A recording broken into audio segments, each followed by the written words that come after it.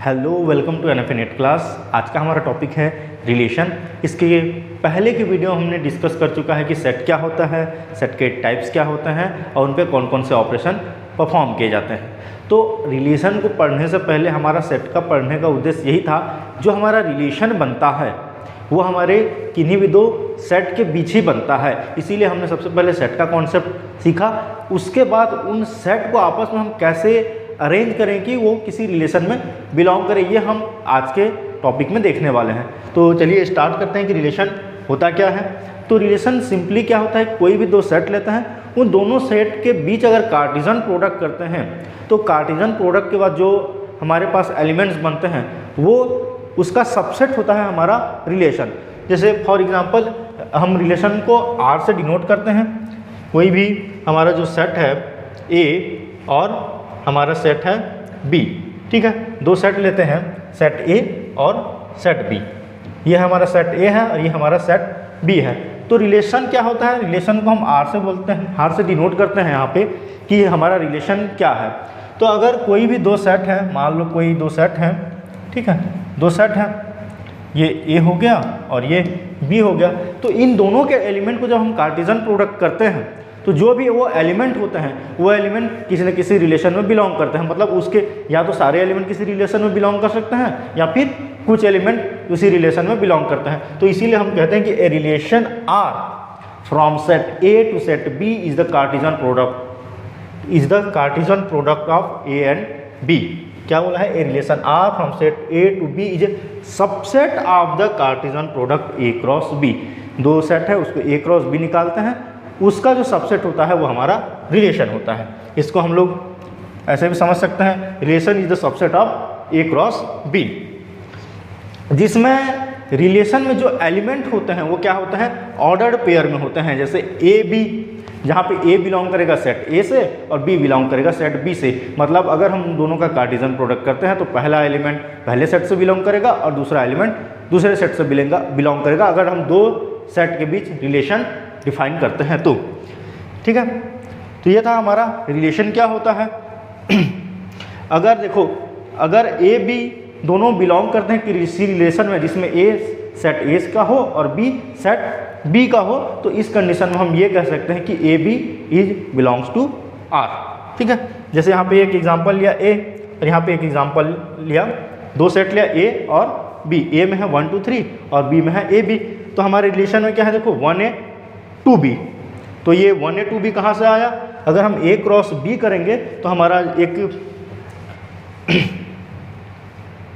अगर हम A cross B करेंगे तो हमारा कुछ इस तरह से सेट बनेगा, ठीक है। 1A 1B 2A 2B 3A 3B।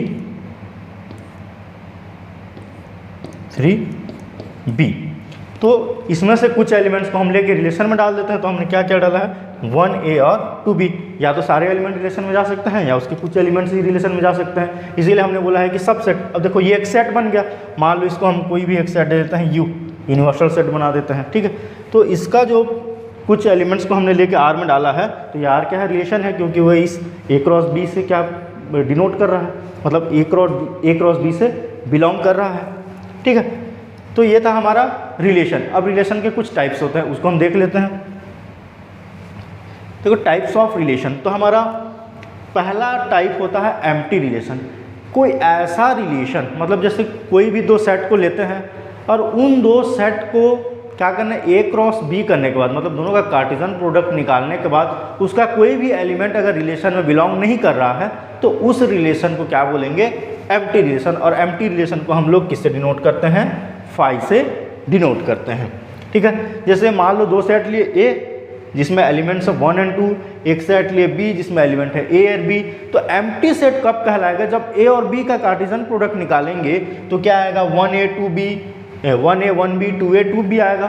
लेकिन अगर रिलेशन में इन एलिमेंट्स में से कोई भी एलिमेंट अगर उस रिलेशन में प्रेजेंट नहीं होता है तो क्या कहेंगे उसको, एम्प्टी रिलेशन, ठीक है। मतलब A क्रॉस B में क्या करेगा, indicating no pair element from A to B, A cross B में से कोई भी एलिमेंट उस रिलेशन में बिलोंग नहीं करता है तो उस एलिमेंट को हम क्या बोलेंगे, एम्प्टी रिलेशन। ठीक है, अब हमारा अगला है यूनिवर्सल रिलेशन। यूनिवर्सल रिलेशन किसको बोलेंगे? दो सेट को अगर हमने क्या किया, ए क्रॉस बी किया, मतलब दो सेट का हमने कार्टेशियन प्रोडक्ट निकाला। कार्टेशियन प्रोडक्ट निकालने के बाद हमको कुछ एलिमेंट्स के सेट मिलेंगे जो एक दूसरे से रिलेट करेंगे एक दूसरे से साथ कोई ना कोई पेयर बनाएंगे। तो अगर वो सारे के सारे पेयर अगर रिलेशन में अवेलेबल हैं तो उस रिलेशन को हम क्या बोलेंगे, यूनिवर्सल रिलेशन। जैसे यहाँ पे हमने क्या लिया है, एक सेट लिया है जिसका नाम क्या है ए, और एक सेट लिया है जिसका नाम है बी। ठीक है, अब उन दोनों सेट का ए क्रॉस बी निकालेंगे, मतलब दोनों का कार्टेशियन प्रोडक्ट निकालेंगे। तो ए में 1 2 लिया, बी में 1 2 लिया, तो इस प्रकार से हमारा उसका क्या आएगा, कार्टेशियन प्रोडक्ट। तो ये अगर सारे के सारे एलिमेंट अगर रिलेशन आर में बिलोंग करते हैं तो इस मतलब यूनिवर्सल सेट के सारे एलिमेंट्स अगर किसी रिलेशन में अवेलेबल होते हैं तो उस रिलेशन को हम क्या बोलेंगे, यूनिवर्सल रिलेशन। ठीक है, अब हम अगला हमारा जो रिलेशन का टाइप है वो है आइडेंटिटी रिलेशन। तो आइडेंटिटी रिलेशन क्या होता है, each element of set A related to itself and no other elements. क्या कहने का क्या मतलब है, अगर कोई सेट खुद के एलिमेंट के साथ ही रिलेशन बनाता है, ठीक है, each element of set A is related to itself. एक सेट की हम कल्पना करते हैं, यहाँ पे हमने एक सेट लिया है ए जिसमें एलिमेंट हैं 1 2 और 3। तो इसमें जो 1 है वो 1 के साथ ही रिलेशन बनाएगा, 2 है 2 के साथ ही रिलेशन बनाएगा, 3 है 3 के साथ ही रिलेशन बनाएगा। मतलब अगर कोई सेट है उसका जो एलिमेंट्स हैं वो खुद के साथ ही अगर रिलेशन बना रहे हैं किसी भी प्रकार का तो वो क्या कहलाता है, आइडेंटिटी रिलेशन। यहाँ पे एक लाइन और लिखा है नो अदर एलिमेंट्स, मतलब वो उसी सेट के दूसरे एलिमेंट के साथ भी क्या नहीं बना सकता, किसी भी प्रकार का कोई रिलेशन नहीं बना सकता। जैसे 1 2 के साथ नहीं बनाएगा, 2 3 के साथ नहीं बनाएगा, 3 1 के साथ नहीं बनाएगा, 2 1 के साथ नहीं बनाएगा, बल्कि क्या होगा 1 1 के साथ, 2 2 के साथ, मतलब खुद के साथ ही रिलेशन बनेगा, उसी सेट के भी किसी दूसरे एलिमेंट के साथ भी रिलेशन नहीं बना सकता। तो इस केस को हम क्या बोलते हैं, आइडेंटिटी रिलेशन। जैसे यहाँ पे देखो 1 1 के साथ बनाया है, 2 2 के साथ बनाया है और 3 3 के साथ बनाया है। इसके बाद आता है हमारा इनवर्स रिलेशन। इनवर्स रिलेशन क्या होता है, देखो if R is a relation from A to B, the inverse relation R dash is defined as R dash. ठीक है, अगर कोई रिलेशन R है, ठीक है, तो उसके इनवर्स को हम लोग R डैश से क्या करते हैं, डिनोट करते हैं। अगर कोई रिलेशन R है तो उसके इनवर्स को हम लोग R डैश से क्या करते हैं, डिनोट करते हैं। अगर कोई रिलेशन किसी रिलेशन में ए बी का पेयर प्रेजेंट है तो R डैश में क्या होगा, उसका वाइस वर्सा होगा। मतलब अगर किसी रिलेशन R में A is related to B है तो उसके इनवर्स रिलेशन में क्या होगा, B is related to A, तभी हम उसको क्या बोलेंगे, R डैश बोलेंगे। जैसे एग्जाम्पल में देखो R है एक रिलेशन, इसमें देखो क्या क्या रिलेशन है, 1 is related to A, 2 is related to B। तो R डैश में क्या आएगा, A इज रिलेटेड टू 1 और B इज रिलेटेड टू 2, तो ये क्या हो जाएगा, R डैश, मतलब उसका इनवर्स। इसी को हम बोलते हैं इनवर्स रिलेशन।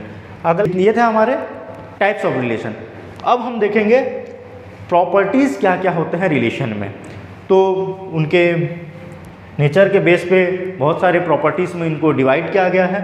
ठीक है, तो when a relation is defined on a single set it can exhibit the following properties. अगर कोई सिंगल सेट है वो अपने खुद के सेट के साथ ही कार्टेशियन प्रोडक्ट करता है तो उस केस में बहुत सारी प्रॉपर्टीज़ आती हैं जिसको हम लोग बोलते हैं properties of relation. When a relation is defined on a single set A R is a subset of A cross ए। मतलब या अभी तक हमने क्या देखा था, दो सेट लेते थे, पहला सेट दूसरे सेट के एलिमेंट के साथ रिलेशन बनाता था। लेकिन अब प्रॉपर्टीज़ ऑफ रिलेशन कब आता है, जब कोई एक सिंगल सेट अपने खुद के एलिमेंट के साथ ही अगर अलग अलग प्रकार से रिलेशन रखता है। तो इसके बहुत सारे टाइप होते हैं, जैसे reflexive, irreflexive, symmetric, anti symmetric, transitive और एक्विवेलेंस रिलेशन। ठीक है, तो अगर हमारा जो रिलेशन का जो पहला प्रॉपर्टी है वो होता है हमारा रिफ्लेक्सिव प्रॉपर्टी। रिफ्लेक्सिव प्रॉपर्टी कैसे कहेंगे?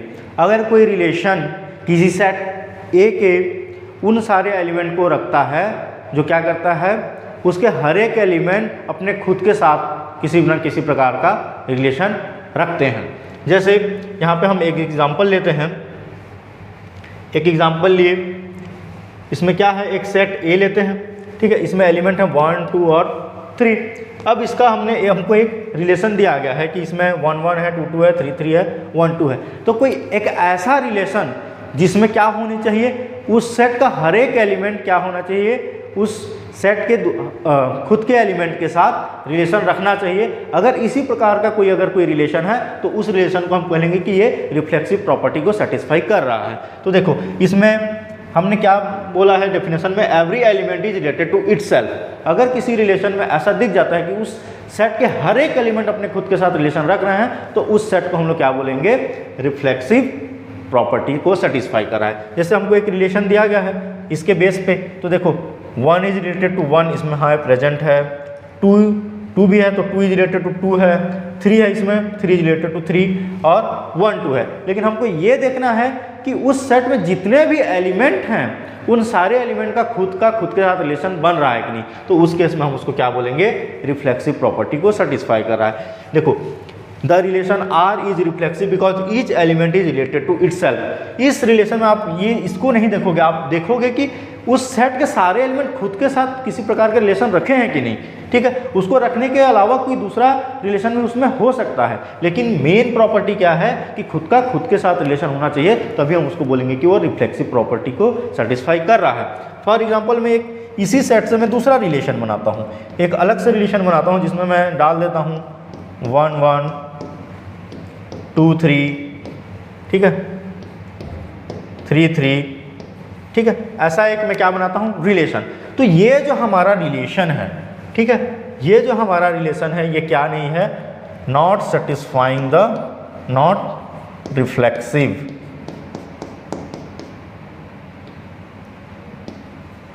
तो ये जो हमारा रिलेशन है क्या नहीं है, रिफ्लेक्सिव नहीं है, क्योंकि रिफ्लेक्सिव के डेफिनेशन में कहा है कि हर एक every element is related to itself. तो चेक करते हैं कि इसमें 1 है सेट में, तो 1 से रिलेटेड है इस रिलेशन में।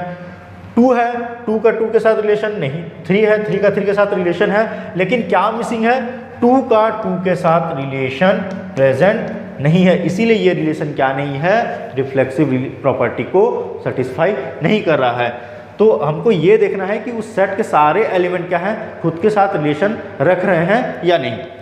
ठीक है, अब हम बढ़ते हैं अगले प्रॉपर्टी की तरफ। हमारा जो रिलेशन का अगला प्रॉपर्टी है वो इररिफ्लेक्सिव।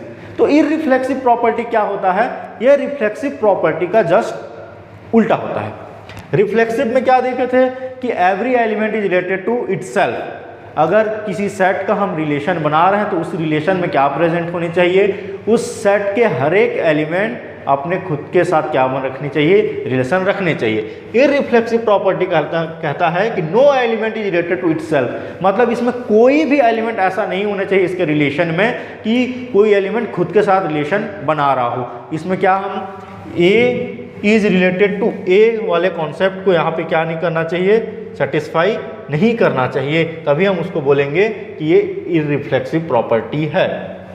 इसमें क्या बोला है, ए इज रिलेटेड टू ए, ये वाला कॉन्सेप्ट नहीं होना चाहिए, मतलब कोई भी एलिमेंट खुद के एलिमेंट के साथ रिलेशन नहीं बनाना चाहिए। मान लो कोई एक सेट ए लिए, ठीक है, इसमें 3 एलिमेंट है 1, 2, 3, तो इसके रिलेशन में क्या हो सकता है, इसके रिलेशन में हो सकता है 1, 2 हो सकता है, 2, 3 हो सकता है, ठीक है, लेकिन क्या नहीं हो सकता है, 1, 1, 2, 2, 3, 3 ऐसा पेयर उसमें नहीं होने चाहिए, क्योंकि ये बोल रहा है कि every no element is related to itself. तो इसको हम बोलते हैं इररिफ्लेक्सिव प्रॉपर्टी। ठीक है, अब हम बढ़ते हैं अगली प्रॉपर्टी की तरफ। हमारा जो अगला प्रॉपर्टी है वो है क्या है, सिमेट्रिक प्रॉपर्टी। ठीक है, तो सिमेट्रिक प्रॉपर्टी में हम क्या देखते हैं, if an element A is related to an element B then B is also related to ए।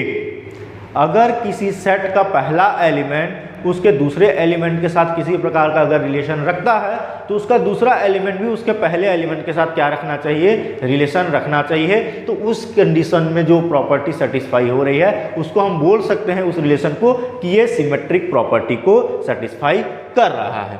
जैसे यहाँ पे हमने देखा कि for every A B belongs to A B क्या है, किसी भी सेट के दो एलिमेंट है, अगर वो दोनों एलिमेंट अगर पहला एलिमेंट दूसरे एलिमेंट के साथ रिलेशन बना रहा है तो दूसरा एलिमेंट पहले एलिमेंट के साथ बनाना चाहिए। जैसे यहाँ पे हमने एक सेट लिया है, सेट का नाम दे दिया ए, उसमें दो एलिमेंट हैं 1 और 2। तो यहाँ पे देखो उस रिलेशन में क्या प्रेजेंट होना चाहिए, अगर पहला एलिमेंट दूसरे एलिमेंट के साथ रिलेटेड है तो उसी रिलेशन में दूसरा एलिमेंट पहले एलिमेंट के साथ रिलेशन बना रहा है, ऐसा रिलेशन उसमें प्रेजेंट होना चाहिए। तो देखते हैं, जैसे यहाँ पे R है तो ये 1 इज रिलेटेड टू 2, ठीक है, इसको हम पढ़ते हैं ऐसा, अगर ऐसा लिखा है किसी रिलेशन के अंदर तो पहला एलिमेंट रिलेटेड है दूसरे एलिमेंट के साथ, ठीक है। अब देखो 2 इज रिलेटेड टू 1, मतलब पहला एलिमेंट अगर दूसरे एलिमेंट के साथ रिलेटेड है तो दूसरा एलिमेंट भी पहले एलिमेंट के साथ रिलेटेड है, तो इसको हम क्या बोलेंगे, R is symmetric because 1 is related to 2 implies 2 is related to 1, मतलब अगर पहला दूसरे के साथ है तो दूसरा भी पहले के साथ बना रहा है। अब इसी का हम दूसरा एक रिलेशन ले लेते हैं, मान लो इसी सेट का, इसमें हम डाल देते हैं 1 2, ठीक है। तो ये रिलेशन क्या नहीं कहलाएगा, सिमेट्रिक प्रॉपर्टी को सेटिस्फाई कर रहा है नहीं कहेंगे, क्योंकि इसमें पहला एलिमेंट दूसरे एलिमेंट के साथ रिलेशन तो बना रहा है लेकिन दूसरा एलिमेंट पहले एलिमेंट के साथ रिलेशन नहीं बना रहा है।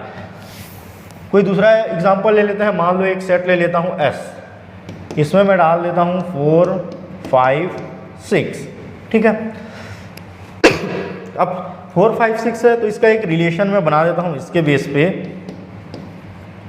4 is related to 5, 5 is related to 6 and 6, बस इतना ही रखते हैं। तो ये भी रिलेशन क्या नहीं है, सिमेट्रिक प्रॉपर्टी को फॉलो नहीं कर रहा है। क्यों? क्योंकि सिमेट्रिक बोलता है कि अगर 4 5 पहला एलिमेंट अगर दूसरे एलिमेंट के साथ बना रहा है तो दूसरा एलिमेंट भी पहला एलिमेंट के साथ बनाना चाहिए, मतलब उनका रिवर्स रिलेशन भी हमको उस रिलेशन में प्रेजेंट होना चाहिए, ठीक है। ये था हमारा सिमेट्रिक प्रॉपर्टी। अब इसके बाद हमारा जो अगला प्रॉपर्टी आता है वो है हमारा एंटी सिमेट्रिक। तो एंटी सिमेट्रिक क्या होता है, इस सेट के दो एलिमेंट आपस में रिलेशन बना रहे हैं, जैसे मान लो दो एलिमेंट लेता हूँ A और B, तो A रिलेटेड है B से, तो B भी A से अगर रिलेशन बना रहा है तो उस केस में A और B दोनों की वैल्यू क्या होनी चाहिए, इक्वल होनी चाहिए। मान लो एक मैं ले लेता हूँ कोई भी एलिमेंट ले लेता हूँ किसी सेट का, ठीक है, मान लो ये 2 है, ये किसी सेट का एक एलिमेंट है, तो अगर 2 इज, मान लो कि ये है 2 है और 2 इज रिलेटेड टू 2 है, ठीक है, मतलब ये क्या है, पहला एलिमेंट दूसरे एलिमेंट के साथ रिलेशन बना रहा है तो दूसरा एलिमेंट भी पहले एलिमेंट के साथ रिलेशन बनाएगा। इस केस में देखो क्या है, दोनों एलिमेंट क्या हैं, इक्वल हैं। लेकिन यही अगर 2 की जगह अगर 3 होता तो वाइस वर्सा वाला कॉन्सेप्ट यहाँ पे सेटिस्फाई नहीं हो पाता, क्योंकि क्या बोला है, एंटी सिमेट्रिक में होता क्या है, अगर A is related to B है तो B is related to A नहीं हो सकता, अगर होगा तो किस केस में होगा, अगर दोनों एलिमेंट की वैल्यू सेम होगी, ठीक है। तो ये एग्जांपल देखते हैं, मान लो एक सेट लिया A जिसमें है 1 2 3 3 एलिमेंट, उसका एक हम रिलेशन बनाते हैं। रिलेशन कैसा बनाएंगे, 1 is related to 1, 2 is related to 2, 3 is related to 3 and 1 is related to 2। R is an antisymmetric because the only pair AB and BA that exists are when A is equal to B। क्या बोल रहा है, ये हमारा anti symmetric, ये relation हमारा anti symmetric property को satisfy कर रहा है कि नहीं, ये चेक करते हैं। तो एंटी सिमेट्रिक क्या बोल रहा है, A B के साथ रिलेटेड है, B A के साथ रिलेटेड नहीं हो सकता, अगर B भी A के साथ रिलेटेड है तो दोनों एलिमेंट के वैल्यू क्या होनी चाहिए, इक्वल होनी चाहिए। तो देखो 1 1 है तो 1 1 भी है, 2 2 हो सकता है, 3 3 हो सकता है, और 1 2 है, लेकिन 2 1 का रिलेशन इसमें नहीं है, तो इसको हम क्या बोल सकते हैं, एंटी सिमेट्रिक, क्योंकि यहाँ पे हमारा वैल्यूज क्या है, डिफर कर गया, इसकी वैल्यू दूसरी है, इसकी वैल्यू दूसरी है, तो ये रिवर्स रिलेशन नहीं रख सकता। लेकिन इसमें देखो 1 1 है तो 1 1 कैसे ही पढ़ सकते हैं, ये 2 2 है 2 2, इसको भी हम आगे पीछे किसी को भी पढ़ सकते हैं, ठीक है। तो इस केस वाले केस को हम क्या बोलते हैं, एंटी सिमेट्रिक। फॉर एग्जाम्पल इसी रिलेशन को मैं थोड़ा सा मॉडिफाई करके अगर लिख देता हूँ, मैं एक सेट को भी बदल देता हूँ, मान लो इसमें हो जाते हैं 4 5 और 6। अगर इसका मैं रिलेशन बनाता हूँ कुछ ऐसा, जैसे 4 is related to 5, 5 is related to 4 and 6 is related to 6, ठीक है। तो इसमें देखो अगर हम इधर से चेक करें तो ये वाला तो हमारा एंटी सिमेट्रिक को प्रॉपर्टी को सेटिस्फाई कर रहा है, जिसमें बोलता है कि अगर A is related to B है और B is related to A है तो दोनों एलिमेंट इक्वल होने चाहिए, ये ठीक है। लेकिन यहाँ पे देखो A is related to B है तो B is related to A नहीं होना चाहिए। किस केस में होना चाहिए? अगर दोनों बराबर हैं तो यहाँ पे देखो 4 और 5 दोनों अलग अलग हैं, तो यहाँ पे रिवर्स रिलेशन क्या नहीं होना चाहिए, उस रिलेशन में प्रेजेंट नहीं होना चाहिए। तो ये हमारे क्या है, नॉट अ एंटी सिमेट्रिक, ठीक है।